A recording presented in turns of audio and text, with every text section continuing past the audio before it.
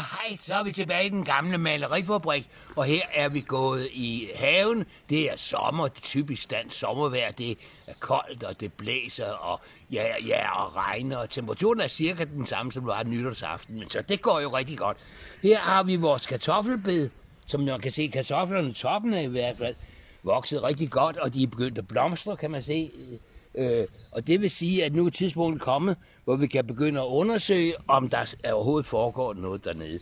Vi tager lige, og der er jo et tykt jorddække her, som vi har lagt på for at undgå, at kartoflerne får lys og bliver grønne og giftige. Så lad os prøve at gå ned og se, hvad der gemmer sig hernede.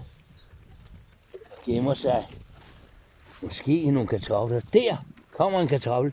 Se, det kalder jeg sgu en heldig kartoffel. Men stor er den jo ikke, så jeg tror, at vi venter en 14 dage, så tror jeg, at